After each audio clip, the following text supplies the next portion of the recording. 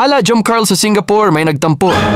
Ops, pero bago ang lahat, huwag kalimutang suportahan ang ama at ina ng Kalingap, Kuya Val Santos Matubang, Ate Edna, Kalingap Rab, at Jack Matubang.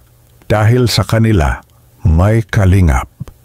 Mga Kalingap, ito na yata ang isa sa pinaka nakakakilig na biyahe ng Jom Carl.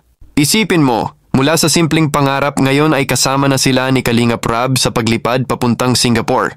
Pero teka lang, may nagtampo raw? Alamin natin kung bakit. Mga Kalingap, grabe talaga. Kung hindi natagpuan ni Kalingap Rab si Carla noon, baka hindi niya mararanasan ang lahat ng ito. Ang makapagbakasyon sa labas ng bansa at makasama ang mga taong dati ay pinapanood lang niya sa vlog. Isa pa sa dahilan ng lahat ng ito ay ang pagkabuo ng love team ng Jom Carl.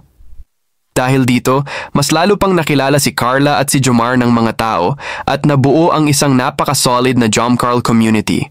Mga Kalingap, hindi lang edukasyon at pabahay ang naibigay ng Kalingap sa kanilang pamilya.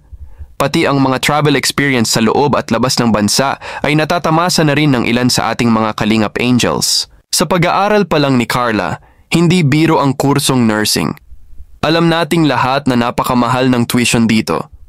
Kung walang sapat na hanap buhay, hindi talaga kakayanin ng budget. Pero dahil sa tulong ng Kalingap at sa patuloy na suporta ng mga sponsor, nakatungtong sila sa mataas na paaralan at unti-unting nakakamit ang kanilang mga pangarap.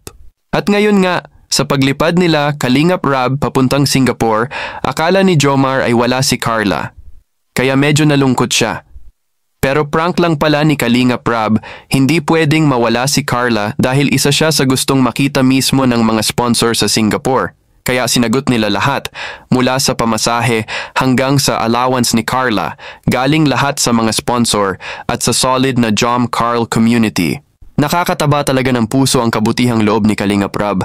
Nabanggit pa nga niya na gusto rin niyang maranasan ng ibang Kalingap Angels ang makapag-travel abroad, gaya ni Dara at Rose Ann. Pero si Dara, medyo mahihirapan pa dahil minor pa siya.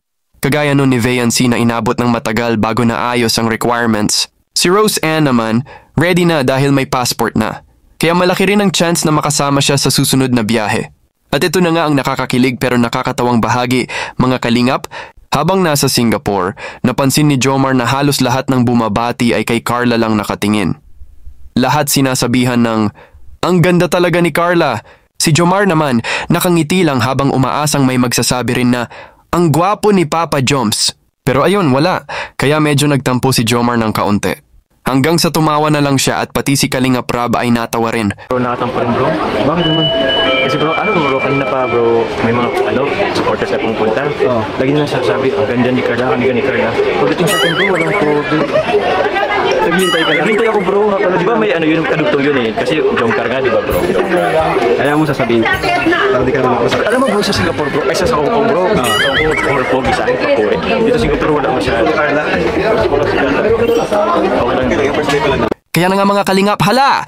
Jom Carl sa Singapore, may nagtampo! Kaya saludo tayo kay Kalingap Rab na hindi lang nagbibigay ng tulong, kundi nagbubukas din ng oportunidad para sa mga kabataan na mangarap, magmahal at maranasan ang mga biyayang dati pangarap lang. At syempre sa dulo ng lahat ng ito na solid pa rin ang Jom Carl. Isang love team na hindi lang sa harap ng kamera, kundi sa puso. Anong masasabi ninyo tungkol dito mga Kalingap? Please comment down below. Ingat palagi.